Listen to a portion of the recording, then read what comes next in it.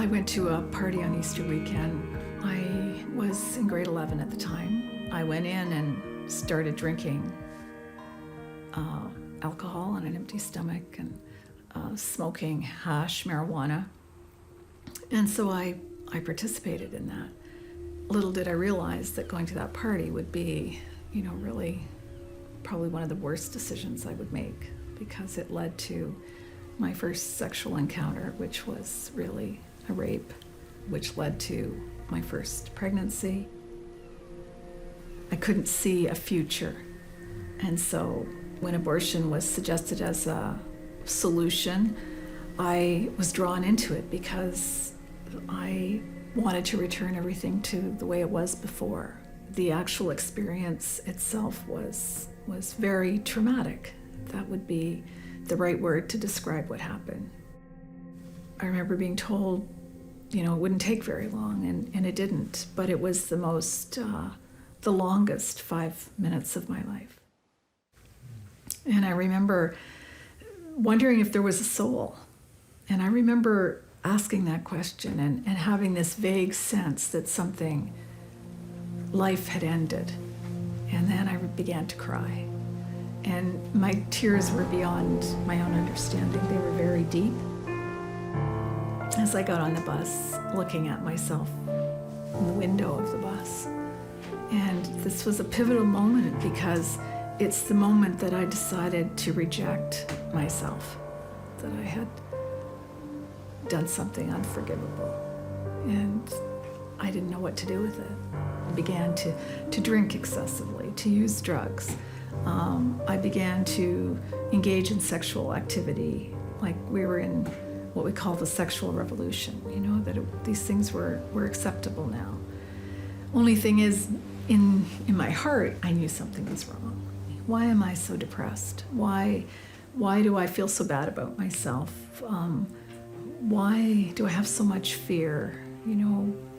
Just why do I live like I do? Why do I hate myself so much? So now this is 7 years after the abortion.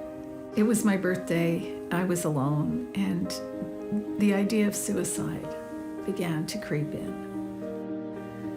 So I turned on the television. Here at 100 Huntley Street. It was late at night, and 100 Huntley Street was on. David Maines was doing an altar call. He was inviting the viewers to give their life to Christ. To God, will you be the one? I wrote the number down, and I remember feeling filled with hope. And I dialed the number, and a counselor came on. Then after she drew the story out, she asked me if I was sorry for my sins.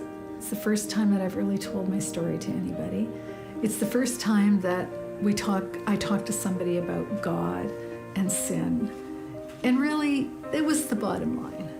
It was my sin that was, such a burden that I couldn't carry, and I didn't know how to get rid of it.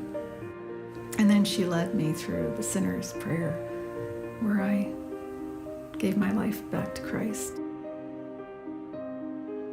She said, if you have a Bible, read it. If you have a church, go back to it. And if you take time every day to talk to God in your own words. I felt a joy come back to me. I felt like I had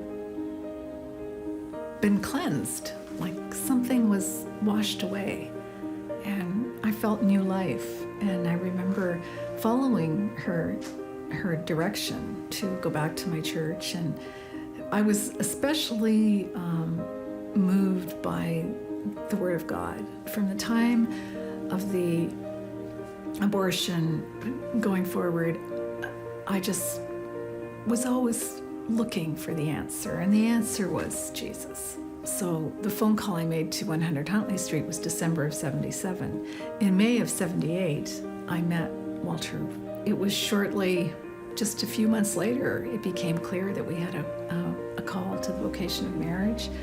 And I remember Walter looking at me and saying, "You're the one." And I was so overwhelmed with this joy to be chosen. It was on our wedding day that I would begin to experience the aftermath of the abortion at a new level. One of the questions I was asked by the priest was, would I lovingly receive children from God? The more I grew in my faith, the more I realized the seriousness of what had happened, the gravity, if you will, of my sin. And so I hit this moment on my wedding day where it was like, children, abortion connector, I can't do that. I wasn't able to become pregnant. And I began to wonder, why is God punishing me? Is this, has this got something to do with the abortion? And it's always there. It's like in the background, a spinning question, like, what's wrong? How come this is happening? So there's never rest inside. And then I did conceive, but then I found myself in emergency, being diagnosed with an ectopic pregnancy that had ruptured. The baby had been growing in the fallopian tube. The tube had ruptured, and I was in danger of losing my life. I prayed, and the Lord gave me to know that He was calling this baby back to Himself. I had a supernatural experience of a burning sensation on my left side, and I just had this sense of the baby's soul departing from me. After I lost Joseph, I came here to my mother-in-law and father-in-law's home to convalesce, and I was alone for a while, and I turned on the television, and lo and behold, it was 100 Huntley Street. At 100 Huntley Street. As I'm listening, I know that God is speaking to me. I just heard in my heart these words: I will take the muck and mire of your life, form it into bricks, and use those bricks to build my church. A number of years later, I would meet a priest who felt a call to do post-abortion ministry, and it became clear that I was called to work with him. I've been doing one-on-one prayer ministry and public speaking really for about 25 years as a result of that call from the Lord. Silent No More, it's a campaign to raise awareness, and men and women who have been through a healing journey and are ready to break the silence publicly, because that's not something you do lightly. You're not alone. Men and women are relieved to know they're not alone in their pain, to know that someone hears their heart, that they won't be judged. I'm so grateful that God raised up 100 Huntley Street. I said to my husband, if it hadn't been for 100 Huntley Street, would I have been deterred from suicide? Would we have ever met again and married? And we've been married 35 years, thanks be to God.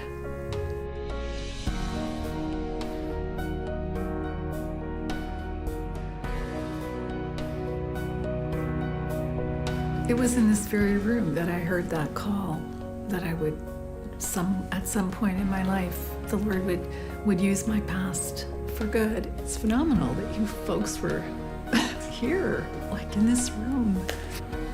This is really a God moment. Like, who would have thought that I would sit in this room in 1986 after losing the only child that Walter and I would ever conceive, and that the Lord would bring us here and do this? Like how many men and women have lost their souls over the lie that abortion is nothing. My prayer is that men and women would really find healing and come into that relationship with God.